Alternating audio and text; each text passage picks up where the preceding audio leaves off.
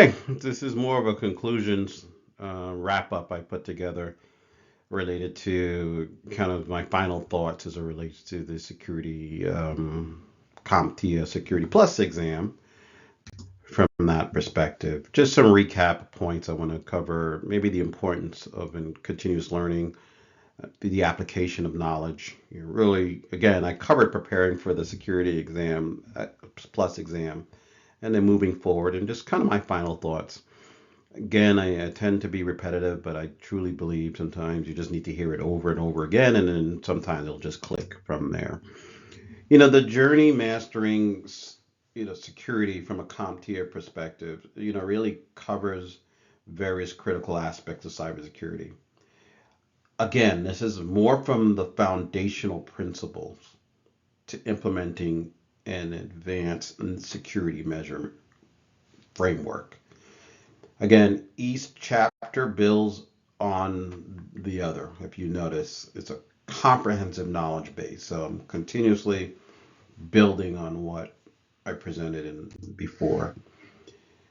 As a person with a doctorate degree, master's degree, etc., obviously I believe in continuous learning. The field itself is evolving, continues to evolve every day. New threats, new technology, now AI and other things continue to emerge. So it's important to continuously learn, stay ahead of the curve. You want to update with the latest security trends, best practice, and it's essential to maintain, and it's really essential to maintaining and enhancing your security skills. I cannot tell you where something new comes across my desk and I'm like, oh, this is new. I could tell you it's never really a dull moment in the field of cybersecurity. I don't think you'll ever be bored.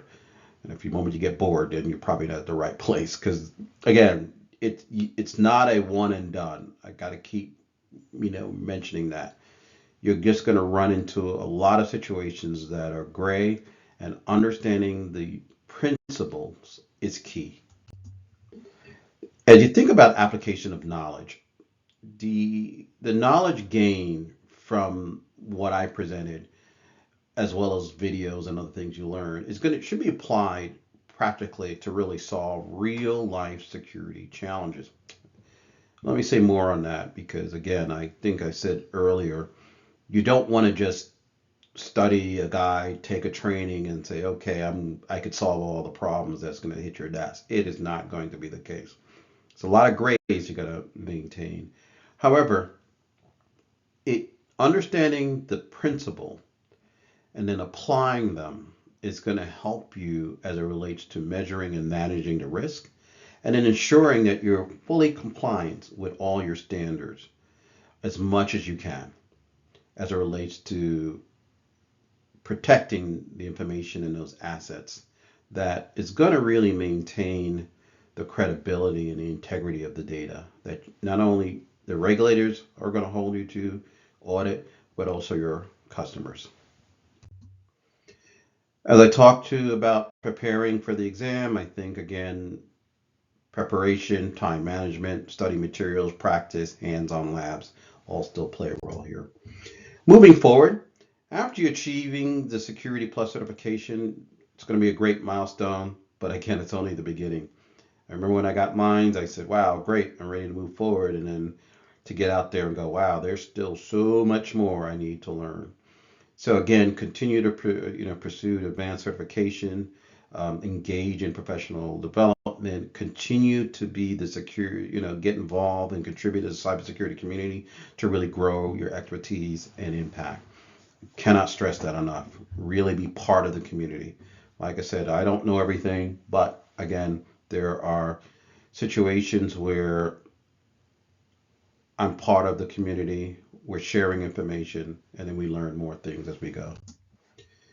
Final thoughts. The journey to mastering security is challenging. It is, but it is rewarding. Stay committed. Remain focused. Always strive for excellence in protecting the digital world. Your efforts will contribute to a more safer and a more secure environment for all. All right, this is more on just questions, recap. I've covered these elsewhere. Again, I just want to reinforce something. And if I'm bringing it up over and over again, it's more than likely being an exam question. Again, what is the CI triad and why is it important in information security? I kind of talked about that quite often in previous chapters. It's really about the confidentiality, integrity, and availability of the information.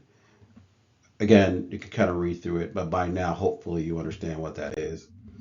What does the principle of least privileges entail? Again, very conceptual. I've covered this before. Again, read through this, but this should not be new. Why is risk management important to information security? Again, risk management is important information security because it involves identity, assessing, and mitigating risk. I just say again, you have to assess. The first thing you should do is always assess. So if there's any questions around a scenario, if it says assess the risk, assessing the risk. So you're going to identify it, assess it, and mitigate it. How does encryption help in protecting data? Again, encryption helps in protecting data by converting it into a scrambled format that can only be read by someone with the correct decryption key.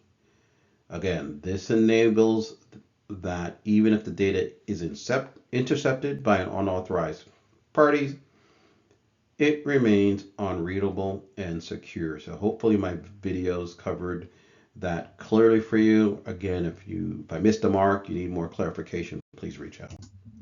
Glossary of terms. Again, just make yourself familiar with the CI triad, least privilege, risk management, encryption, digital signatures. Again, as always, I provided you what I provided you what I feel is a foundation of the Security Plus CompTIA exam.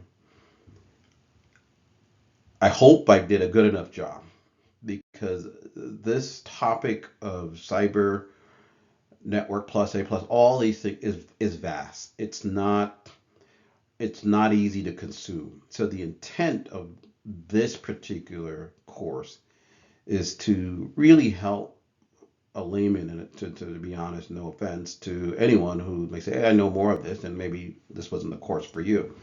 But if you didn't know anything about cyber and you really wanted to get into it, these are some foundational concepts that you need to understand and know. But this is just one source. You will have other sources that to pull on. But again, it's not one and done, as I like to say.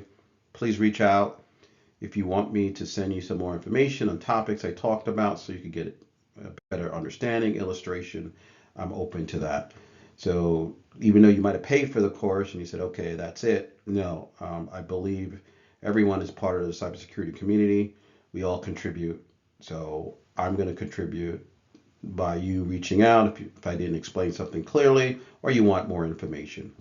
Thank you.